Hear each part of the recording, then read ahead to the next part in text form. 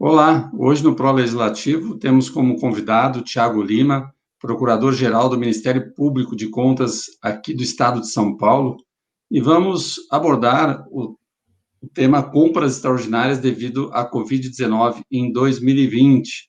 Sabemos que, devido à crise da Covid, o Estado teve que se comportar de uma maneira muito mais assertiva, indo buscar soluções, aquisições, compras materiais para o sistema público de saúde, para o atendimento social. Isso levou a um comportamento na base de compras diferenciado do restante do ano, já que não era oportuno fazer a compra como se fosse rotina. Até aí, Tiago, bom dia, obrigado aqui por estar conosco, né? Era até, digamos assim, esperado, né? Uma necessidade extraordinária leva a medidas extraordinárias e tempos extraordinários. Até aí foi considerado normal. Essa questão da compra em outro ritmo, de outra forma, era considerado esperado, certo, Tiago? Bom dia, Sérgio. Obrigado pelo convite para participar dessa entrevista no portal Pro Legislativo.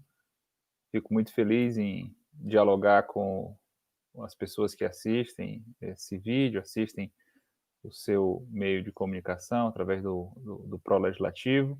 E, de fato, diante de uma situação tão difícil como essa, decorrente da pandemia do coronavírus, é a maior crise sanitária dos últimos 100 anos.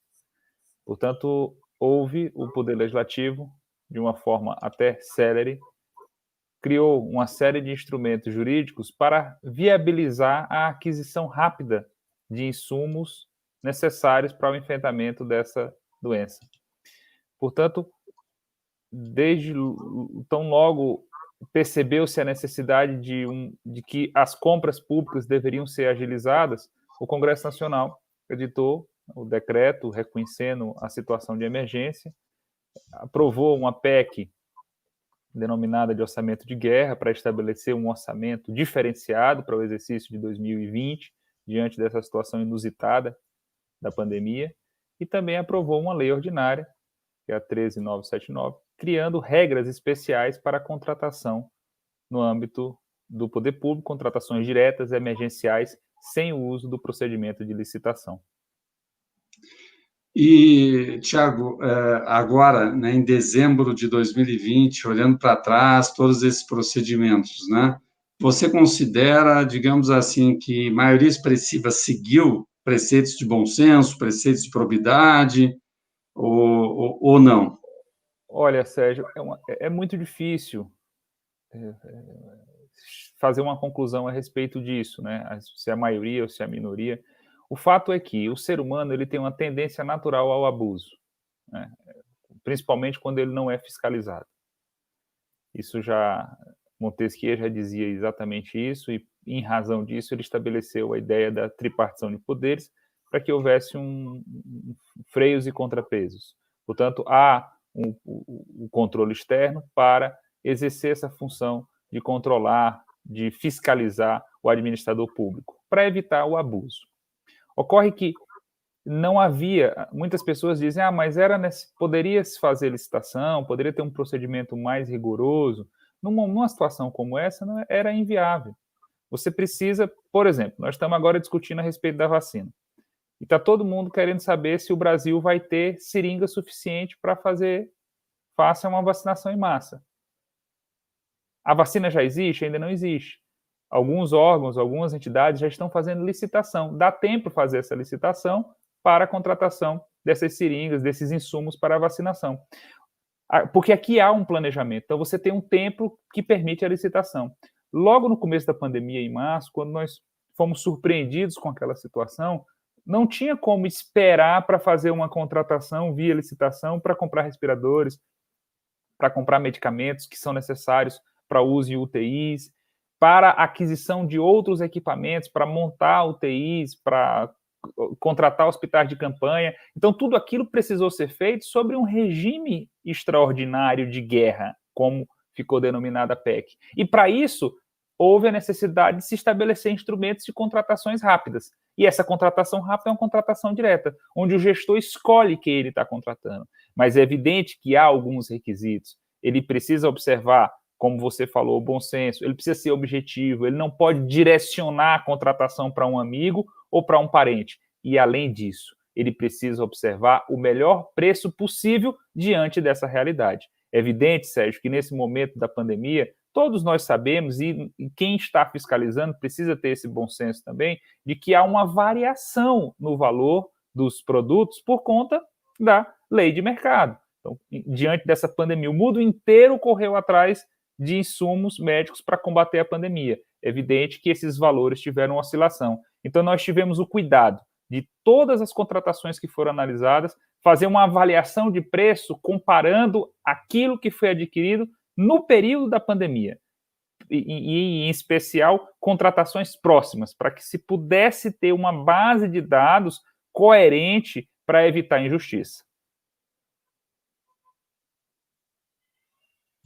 Nós temos que levar em consideração também, né, procurador Tiago, que, do ponto de vista de gestor público lá atrás, o cenário da pandemia, ele tinha muitas variantes possíveis.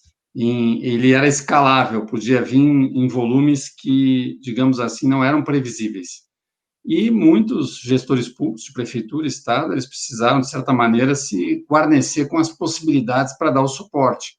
Ou seja, era necessário saber se teria máscara, era necessário saber se teria respiradores, era necessário saber se teria vários outros equipamentos e materiais de suporte, né, materiais hospitalares, de atendimento, né, que poderiam ou não serem plenamente usados, né, mas que naquele momento a disponibilidade desses materiais era considerado essencial, quer dizer, podem ter sido usados na totalidade ou não ter sido usados na totalidade.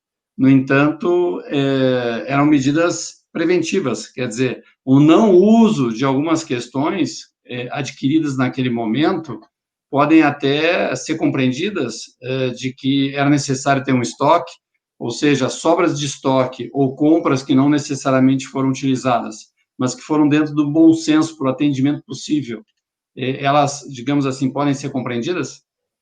Veja, Sérgio, tudo isso deve ser avaliado com bom senso e razoabilidade. Existem modelos matemáticos que traziam previsões para a nossa a pandemia, da evolução da pandemia, muito pior daquilo que efetivamente aconteceu. É evidente que o gestor público ele tem que estar o mais embasado possível do ponto de vista científico. Ele tem que ter informação, ele tem que ter dados. Até mesmo numa contratação direta, quando ele vai justificar o volume, a quantidade de máscaras a serem adquiridas, a quantidade de respiradores, a quantidade de produtos e insumos médicos, de medicamentos, ele precisa demonstrar uma certa coerência e razoabilidade diante do tamanho da sua população, do orçamento que ele possui, daquilo que é possível o poder público fazer.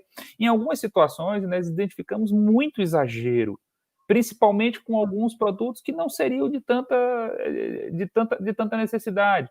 Então, e aí quando fizemos a avaliação da empresa que estava sendo contratada, ela tinha ligação, ela tinha relação com as pessoas que estavam contratando, então há indícios de superfaturamento. Então, situações como essa não são aceitáveis, mas é evidente que, e aí no âmbito de uma contratação pública, o que importa é a documentação que ele conseguiu construir para justificar aquela contratação.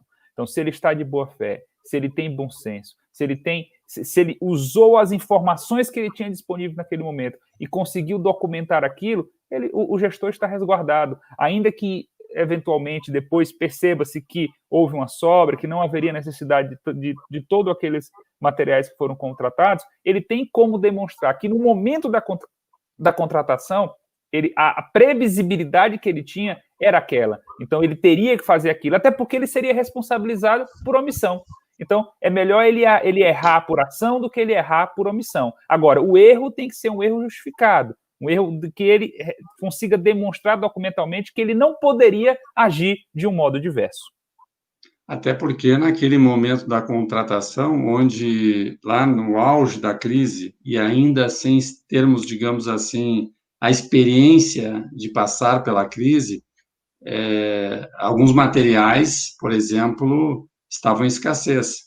Quer dizer, a pressa de receber materiais, ela também era precificada, ou seja, né, o preço variou Então, tem que avaliar do ponto de vista daquela semana, daquela data, daquele mês, né?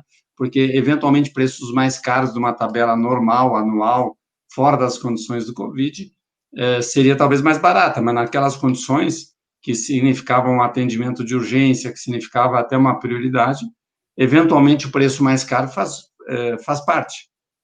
Certamente essa é uma variação normal da lei de mercado, né, da lei da oferta e da procura.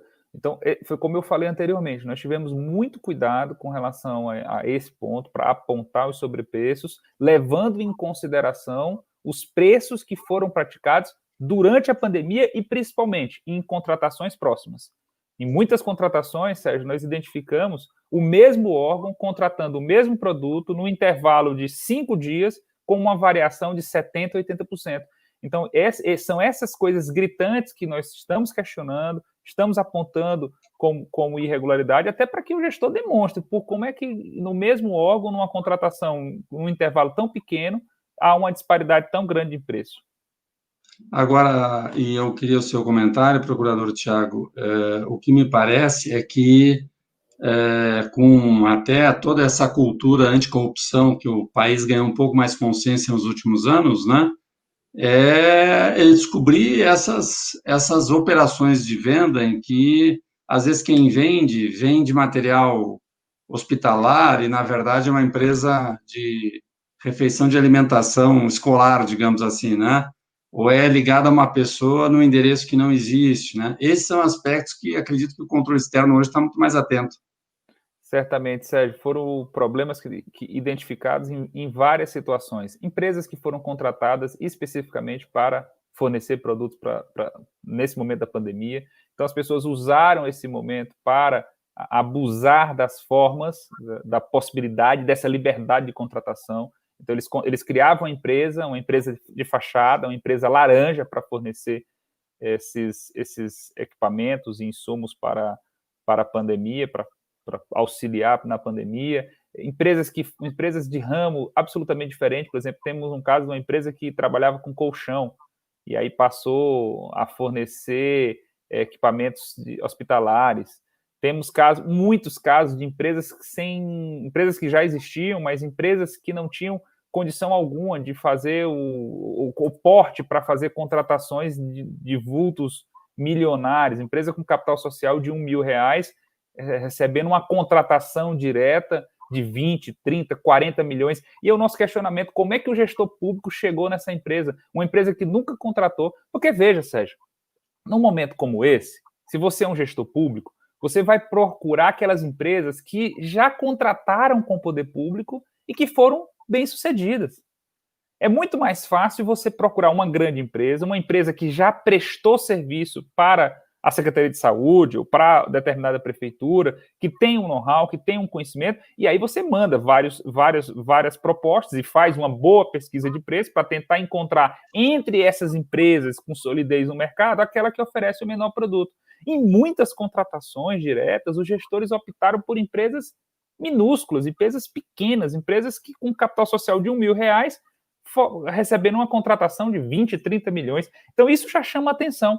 Quando você vai olhar o histórico da empresa, a empresa não tem empregados, e a empresa não tem uma sede, a empresa não tem estrutura para fornecer um contrato, ou para receber um contrato e fornecer bens e insumos da ordem de 20, 30 milhões. Então, tudo isso foi objeto de investigação. E hoje, as ferramentas de tecnologia nos permitem ter acesso a todas essas informações. Nós tivemos um caso de uma empresa que foi recente, foi contratada em fevereiro. A empresa foi contratada, não, melhor dizendo, Sérgio, a empresa foi criada em fevereiro por uma pessoa absolutamente humilde, simples, desprovida de qualquer recurso financeiro. E essa empresa recebeu uma contratação em abril, uma contratação direta de uma determinada prefeitura aqui do estado de São Paulo de R$4 milhões. Então, são essas as situações que nós identificamos claramente como um desvio subjetivo, um direcionamento dessas contratações com a finalidade de ter algum proveito lucrativo, proveito econômico. Nós temos aqui no Polo Legislativo, procurador Tiago, uma audiência muito boa de câmaras municipais, de vereadores, dos legislativos municipais, né? Como o senhor enxerga, assim, essa questão porque o vereador hoje, né, ele está, de alguma maneira, nesses últimos anos, tentando encontrar um papel mais contributivo. Diria muito também uma nova geração de vereadores aí que vem assumindo e vem procurando reinventar, né, a Câmara Municipal, que muitas vezes atua naquele processo de coalizão, de apoio ao prefeito, né, e muitas vezes acaba até não se dando conta do papel de fiscalização do Legislativo sobre o Poder Executivo Municipal, né, e até desconhece, né, maneiras de acompanhar. Na sua visão, né, falando aqui como se falasse para algum vereador, qual o papel do vereador nessa parte também? Se o vereador ele pode ser útil, né, não só lá em fazer homenagem na Câmara Municipal para as figuras locais, né, não só também lá para alguma legislação mais prosaica, né, mas qual o papel do vereador hoje em ajudar o controle externo, né, nessa fiscalização? Veja, Sérgio, o vereador, ele é o titular do controle externo do município. Portanto, nós, no Ministério Público de Contas e o Tribunal de Contas, no âmbito do controle externo, nós somos órgãos constitucionalmente criados e definidos para auxiliar, não do ponto de vista de submissão, auxiliar do ponto de vista técnico, essa missão importante que foi conferida pela Constituição para o vereador. É o vereador que tem a atribuição precípua de exercer a fiscalização dos atos de gestão do seu município. Nós recebemos muitas denúncias dos vereadores, apuramos, nós temos um contato muito próximo com muitos vereadores que fazem um papel importante aqui no estado de São Paulo. E o que eu tenho a dizer para os vereadores que estão nos assistindo é que no site do Tribunal de Contas do estado de São Paulo existem muitas ferramentas que podem auxiliar o seu trabalho. Muitos não conhecem uma ferramenta chamada o Portal de Transparência dos Municípios, que está lá no âmbito do site do TCE. No site do TCE de São Paulo, do Tribunal de Contas do Estado de São Paulo, existem outros mecanismos que ele pode ter acesso à execução orçamentária, pode saber como é que está o gasto com educação, o gasto com saúde, pode acompanhar com uma certa rapidez muitas informações que foram prestadas a respeito daquele município. Então, isso é um elemento riquíssimo de dados e de informações para subsidiar o trabalho de fiscalização do vereador no seu município. Fica o convite aí aos vereadores que estejam nos assistindo de também serem, né, ativos nessa fiscalização das contas públicas, dos atos de compra. Como a gente sabe, quanto mais disposição de tudo aquilo que é feito no ato público, principalmente no aspecto do uso do recurso público, acaba sendo um processo de educação, acaba tendo uma pressão natural pela própria exposição e acaba sendo educativo. Então, se espera mais que os vereadores também, assim como esses que já colaboram, né, com os tribunais de contas, com o Ministério Público de Contas, colaborem mais ainda, né, de maneira a criar dentro do seu município uma visão educativa. Obrigado, procurador Tiago Lima, procurador-geral do Ministério Público de Contas aqui de São Paulo, falando um pouco conosco sobre esse balanço, né, das compras extraordinárias devido ao Covid-19 em 2020. Obrigado, procurador. Eu que agradeço, Sérgio, o convite, agradeço ao Portal Pro Legislativo. Estamos sempre à disposição para dialogar com a sociedade, dialogar com os vereadores, trazer informações, receber informações e ser útil à sociedade.